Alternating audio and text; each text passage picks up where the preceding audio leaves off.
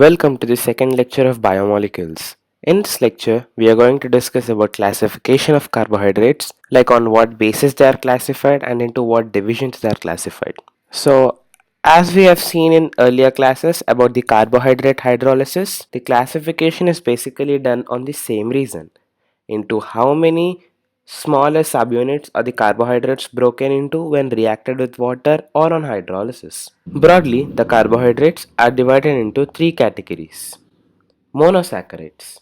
Carbohydrates which do not further break into smaller units on hydrolysis are known as monosaccharides, which means that the monosaccharides are the smallest division of carbohydrate entity which cannot be broken down into. They can be broken down into respective molecules by other means, but they lose the vigor of carbohydrates. On hydrolysis, this sole monosaccharide entity is the smallest part that can be achieved. Oligosaccharides. Carbohydrates that yield 2 to 10 monosaccharide units on hydrolysis are known as oligosaccharides. So when they are treated with water, they break into finite, subject to a maximum of 10 subunits which are monosaccharide units. They possess different names on the basis of number of monosaccharide units produced on hydrolysis. If 2 units are produced, they are known as disaccharides. If 3 units are produced, they are known as trisaccharides. And if 4 units are produced, they are known as tetrasaccharides. And so on. Polysaccharides. Carbohydrates that yield large number of monosaccharide units on hydrolysis are known as polysaccharides. These polysaccharides are huge chains of monosaccharide units joined together. We will discuss how are they joined and what affects this phenomena in further classes. Saccharides, in Greek, saccharon, refers to sugars. So the name came as the sugary taste substances are known as saccharides. But there's a fun fact associated with it.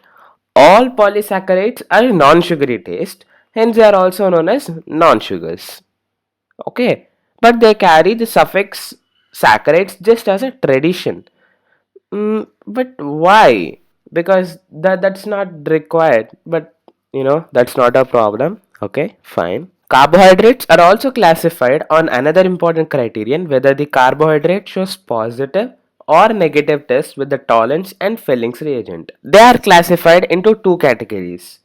Those which show positive test are known as reducing sugars, and those which show negative test are obviously known as non-reducing sugars. We will be discussing how to identify a given carbohydrate as reducing or non-reducing without actually performing the tolerance and Felling's test in the upcoming lectures.